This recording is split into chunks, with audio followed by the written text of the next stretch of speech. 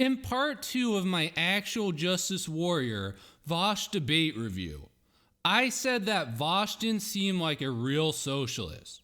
Instead, he proposes a system where worker co-ops compete in a capitalist system. Something bothered me about this, so I decided to do a deep dive. I hit up the library and I started reading studies and books about worker co-ops. This is what I found.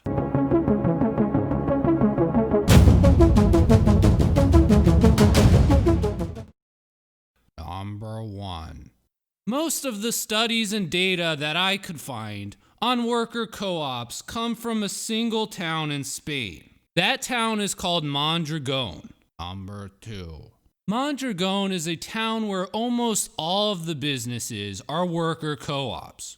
As far as I can tell, this is the only town in the world that's like this.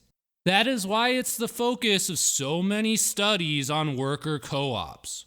Number 3. The co-op economy of Mondragon was created by a Catholic priest named Father Jose Marfa... Arizmendiarrieta. Now, prepare yourself for a major revelation. Father Jose created the worker co-op system to implement economic fascism.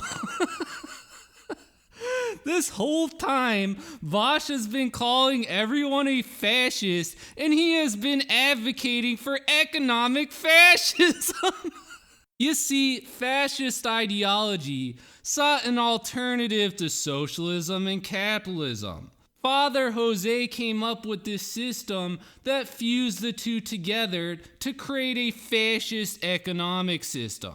For successfully implementing a fascist economic system, Father Jose was awarded a medal by the fascist dictator of Spain, Francisco Franco. Mussolini was also a big fan of worker co-ops. Let me read you this quote from one of the books I read. Ideologically, the Italian cooperatives benefited fascist propaganda. Mussolini pointed to them as examples of the ideals of corporativism. They embodied worker participation, non-conflictual relations between labor and management, and the withering away of class identifications. According to a worker co-op study, in 1927, there were 7,131 worker cooperative businesses in Italy. That number grew to 14,576 in 1942, again, thanks to fascism. If you think that Vash looks stupid now, just wait. Let's discuss some other facts surrounding Mondragon. Number 1. Mondragon is in the Basque region of Spain. Father Jose was a Basque nationalist. He hoped that one day the Basques could rebel and form their own Basque ethno-state. Number 2. After the Spanish Civil War, many Spaniards immigrated in the Basque towns such as Mondragon. Basque nationalists hated these immigrants, who they called Maquedos, an ethnic slur. Number 3. Mondragon's worker co-ops appear to have been formed in part to remove a profit motive to hire Spanish immigrants. As a result, worker co-ops employed much fewer Spaniards than they did ethnic Basques. So let's get this broken down. Vash advocates for a fascist economic system created by white ethnic nationalists to discriminate against immigrants. Got it. Of course, all of this calls into question some of these studies that Vash likes to cite to. Number 1. To the extent that the studies show workers are happier with their jobs, is it possible that that's due to the fact that they are Basque nationalists working mostly with other Basques? Number 2. Since most Basques are ethnic nationalists, would they feel politically inclined to positively describe something viewed as a Basque institution? Number 3. What about the fact that these co-ops banned women from being members until the late 70s? Now, I don't know every single study that Vash has, Most of what I could find related to worker co-ops use Mondragon as its data source. Of course, it very well may be possible that Vash also has some studies that deal with places other than Europe. So let's start talking about other books and studies that I found that suggested worker co-ops were not so great in operation. Number 1. In her book, The Myth of Mondragon, author Sharon Kazmer discusses the fact that worker co-ops tend to compensate unskilled laborers lower than they do managers or engineers. According to her research, unskilled laborers made around $34,462 a year. Meanwhile, managers and engineers made around $74,042 a year. Sharon Kazmer's research was conducted in the early 90s, so I've adjusted both of these amounts to account for inflation. Number 2. As part of her study in the worker co-ops, Sharon Kazmer conducted 2 separate surveys. One survey was given to the workers of a Mondragon co-op called Fagor Clima. The other set of surveys was given to a traditional private firm in the same Basque region of Spain called Mace. Number 3. Take a look at this chart. In your job, do you feel that you are working as if the firm is yours? Overall, 40% of the co-op workers agreed versus only 28% of the private company. However, when you break it down between managers and manual workers, you will find that 78% of workers at the co-op disagree with this statement. This is higher than the 75% who answer no to this question from the private company. Number 4. The next chart asks workers if they feel like they're part of the firm. Interestingly, more workers from the private firm answer yes than from the worker co-ops. This distinction is most pronounced between the manual workers. Number 5. Now this third chart asks workers about competition for jobs and salary increases. The worker co-op workers report feeling under more pressure to compete for their jobs than do the workers employed by the private firm. Now, when Vash talks about worker co-ops, he talks about things like liberating people from the oppression of having a boss or being wage slaves. But these survey results reflect the fact that the opposite is actually true. Workers at worker co-ops enjoy their jobs even less than workers working at traditional firms. What makes working at a worker co-op less appealing to workers? Number 1. In Spain, workers employed by private companies are typically members of labor unions. Co-op workers do not join unions as the workers are also the owners of the company. Number 2. The power co-op workers wield over managers is democratic power. Worker co-ops are run democratically. Number 3. For workers to be able to exercise their democratic power effectively, they have to have adequate knowledge of how and when to exercise that power. Number 4. Let's say that a private company proposes a complicated change to its pension program. A labor union may choose to use union money to hire an economist or a lawyer to break down the plan.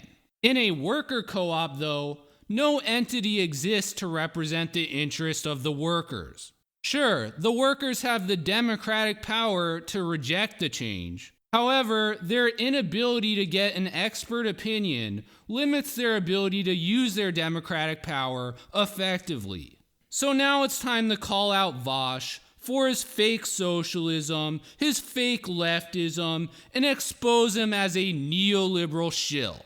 Number 1. In the book The New Class War, author Michael Lind describes how neoliberals destroyed the mediating institutions of labor unions by offshoring labor. Workers in the United States stopped unionizing or allowed their unions to be broken up under the threat that their jobs would be offshored to China or other foreign countries. Number 2. The reason Vash advocates for fascist worker co-ops rather than labor unions or actual socialism is due to his cosmopolitan neoliberal bias. And the last thing you said, I think, is the most telling. You said our own people. I don't know what the fuck you mean by our own people. I don't identify with the people of my country any more than I do with the people of the rest of the world. Number 3. This is the same reason Vash advocates for more immigration and constantly elevates identity politics over the concerns of workers.